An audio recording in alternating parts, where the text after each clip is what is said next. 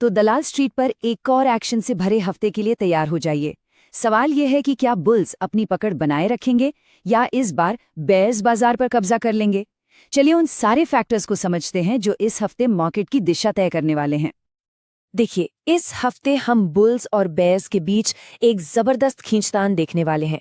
लेकिन आगे क्या होगा ये समझने के लिए पहले ये जानना जरूरी है कि पिछले हफ्ते बाजार में आखिर हुआ क्या था और कहानी कहाँ पर आके रुकी है।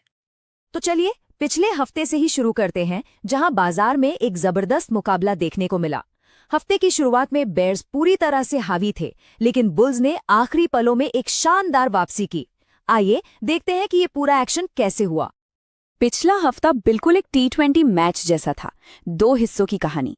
पहले कुछ दिनों में, जैसा कि यहाँ दिख रहा है, बेयर्स ने बाजार को करीब करीब 220 पॉइंट्स नीचे गिरा दिया, जिससे निवेशकों में थोड़ी चिंता बढ़ गई थी।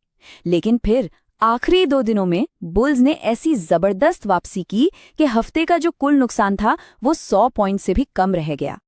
और यहाँ सबसे जरूरी बात यह है कि इतने सेलिंग प्रेशर के बावजूद बुल्स 26,000 के लेवल को बचाने में कामयाब रहे।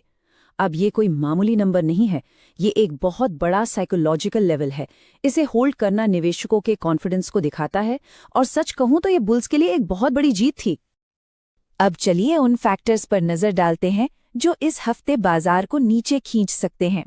मंदी करने वालों यानी बेयर्स के पास भी अपने तर्क हैं, और ये समझना बहुत जरूरी है कि उनके पॉइंट्स में कितना दम है। बेयर्स के लिए पहला और सबसे बड़ा हथियार वो अमेरिका से आ रहा है। हुआ ये कि शुक्रवार को जब हमारा मार्केट बंद हुआ, उसके ठीक बाद अमेरिकी बाजारों में भारी गिरावट आई, और इसका सीधा असर इस हफ्ते हमारे बाजार की ओपनिंग पर दिख सकता है। इस गिरावट की वजह आप यहाँ देख सकते हैं। टेक्नोलॉजी वाला इंडेक्स नैस्डैक लगभग 400 पॉइंट्स गिर गया, और इसकी जड़ में थी ब्रॉडकॉम नाम की कंपनी की एक चेतावनी, जिसके बाद उसका स्टॉक 11.5% टूट गया। बस इस एक खबर ने पूरे एआई सेक्टर में एक डर का माहौल बना दिया और बिकवाली शुरू कर दी। और अब चिंता इस बात की है कि कहीं ये एक नया एआई बबल तो नहीं बन रहा। अमेरिकी बाजार की चिंता के अलावा बेयर्स के तर्कों में एक और वजनदार पॉइंट जुड़ गया है, और वो है ये 50% का आंकड़ा। ये आंकड़ा एक नए ग्लोबल ट्रेड के खतरे की तरफ इशारा कर रहा है। जी हाँ, ये 50% का टैरिफ मेक्सिको ने भारत समेत कई एशियाई देशों पर लगा दिया है, जो 1 जनवरी से लागू होगा। ये एक बिल्कुल अचानक लिया गया फैसला है जो भारतीय एक्सपोर्ट्स के लिए एक नई चुनौती खड़ी कर रहा है, खासकर उन सेक्टर्स के लिए जो मेक्सिको को बड़ा एक्सपोर्ट करते हैं। इसका असर हमारे ट्रेड बैलेंस पर भी पड़ सकता है। लेकिन मैदान सिर्फ बेयर्स का नहीं है। इन सारे नेगेटिव फैक्टर्स के बावजूद बुल्स के पास भी अपने मजबूत तर्क हैं, और उन्होंने बाजार को संभालने के लिए एक ठोस आधार तैयार किया हुआ है। और बुल्स की असली ताकत हमें यहीं इस स्लाइड पर दिखती है। पहला पॉइंट है बाजार का लचीलापन, जो हमने पिछले हफ्ते की शानदार रिकवरी में देखा। दूसरा, 26,000 के उस अहम लेवल को होल्ड करना। और तीसरा और शायद सबसे बड़ा पॉजिटिव पॉइंट है घरेलू संस्थागत निवेशकों यानी DIIs का लगातार पैसा लगाना, जो विदेशी निवेशकों की बिकवाली के असर को काफी हद तक कम कर रहा है। तो एक तरफ ग्लोबल चिंताएं हैं और दूसरी तरफ घरेलू ताकत। अब चलिए उन प्रमुख घटनाओं की ओर बढ़ते हैं जो इस हफ्ते बाजार की दिशा तय करेंगी। ये इवेंट्स ही तय करेंगे कि इस खींचतान में आखिर कौन हावी रहेगा। ये टाइमलाइन इस हफ्ते का पूरा एक्शन प्लान है। सोमवार को भारत के महंगाई और ट्रेड के आंकड़े आएंगे। फिर 18 दिसंबर को अमेरिका का महंगाई का डेटा आएगा, जो दुनिया भर के बाजारों के लिए बहुत जरूरी है। और हफ्ते के सबसे बड़े इवेंट्स में से एक है 18 और 19 दिसंबर को होने वाली बैंक ऑफ जापान की पॉलिसी मीटिंग।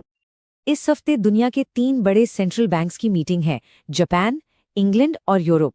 लेकिन जैसा कि यहाँ देख सकते हैं, इन सब में से सबसे ज्यादा नजरें बैंक ऑफ जापान पर टिकी हुई हैं, क्योंकि इसके एक फैसले में ग्लोबल मार्केट में तांडव मचाने की क्षमता है। तो सवाल उठता है कि आखिर बैंक ऑफ जापान की मीटिंग इतनी अहम क्यों है? इसका जवाब एक बहुत ही दिलचस्प फाइनेंशियल कॉन्सेप्ट में छिपा है, जिसे येन कैरी ट्रेड कहते हैं। और ऐसा लग रहा है कि ये सालों पुराना ट्रेड अब खत्म हो सकता है। इसे आसान भाषा में समझते हैं। देखिए, जापान में ब्याज दरें सालों से लगभग 0 पर हैं, तो बड़े बड़े निवेशक वहां से सस्ते में येन उधार लेते हैं और उसे भारत जैसे देशों में निवेश करते हैं, जहां उन्हें ज्यादा रिटर्न मिलता है। अगर जापान अपनी महंगाई को काबू करने के लिए ब्याज दरें बढ़ा देता है तो ये सस्ता उधार महंगा हो जाएगा और तब निवेशक अपना पैसा भारतीय बाजार से निकालकर वापस जापान ले जाने लगेंगे, जिससे यहाँ भारी बिकवाली आ सकती है। तो ये सभी फैक्टर्स हमें हफ्ते की उसी एक बड़े सवाल पर वापस ले आते हैं, इस हफ्ते का हीरो कौन होगा, बुल्स या बेयर्स?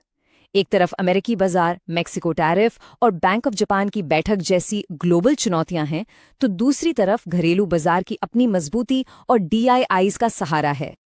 और इस पूरी लड़ाई का फैसला इस एक नंबर पर आके टिक जाता है, 26,000। ये सेंसेक्स के लिए एक लक्ष्मण रेखा की तरह है। अगर बाजार इसके ऊपर बना रहता है तो बुल्स का कंट्रोल बना रहेगा, लेकिन अगर ये लेवल टूटता है तो बेयर्स हावी हो सकते हैं और एक नई गिरावट शुरू हो सकती है। दोनों खेमों के इरादे बिल्कुल साफ है, जैसा कि यहाँ दिख रहा है। बुल्स का एकमात्र लक्ष्य है 26,000 के इस किले को हर हाल में बचाना। वहीं बेयर्स की पूरी कोशिश होगी कि इस दीवार को तोड़कर बाजार को और नीचे ले जाया जाए। तो एक तरफ वैश्विक हवाएं हैं जो बाजार को नीचे खींच रही हैं, और दूसरी तरफ घरेलू ताकतें हैं जो उसे ऊपर उठाने की कोशिश कर रही हैं। दोनों तरफ के तर्क मजबूत हैं और पूरा हफ्ता बड़े इवेंट से भरा है। अब सवाल यही है, क्या घरेलू बाजार की मजबूती इन ग्लोबल तूफानों का सामना कर पाएगी? इस हफ्ते का एक्शन ही इसका जवाब देगा।